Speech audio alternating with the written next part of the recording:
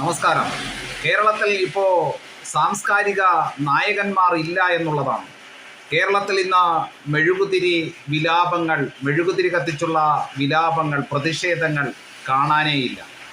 North Indian സംസ്ഥാനങ്ങളിൽ ഏതെങ്കിലും ഒരു അനിഷ്ട സംഭവം ഉണ്ടായാൽ, അല്ലെങ്കിൽ ഏതെങ്കിലും ഒരു ദുരൂഹ മരണം നടന്നാൽ അതെല്ലാം വലിയ വിവാദങ്ങളാക്കി, വലിയ മാധ്യമ ചർച്ചകളാക്കി കൊട്ടിഘോഷിക്കുന്ന ഇവിടുത്തെ കേരളത്തിൻ്റെ മാധ്യമങ്ങൾക്ക് എന്തു സംഭവിച്ചു?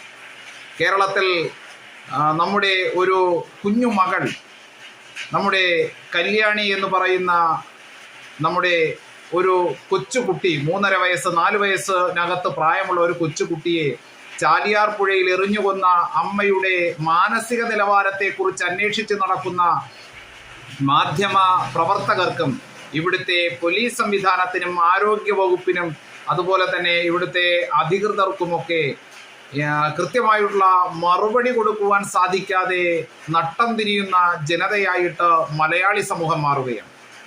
എന്തുകൊണ്ടാണ് മറുപടി നൽകാൻ സാധിക്കാത്തത് എന്ന് ചോദിച്ചാൽ, ഒരു പ്രത്യേക ഒറ്റപ്പെട്ട സംഭവമായിട്ടല്ല ഈ കുട്ടിയുടെ മരണത്തെ കേരളം കാണുന്നത് എന്നുള്ളതുകൊണ്ട്.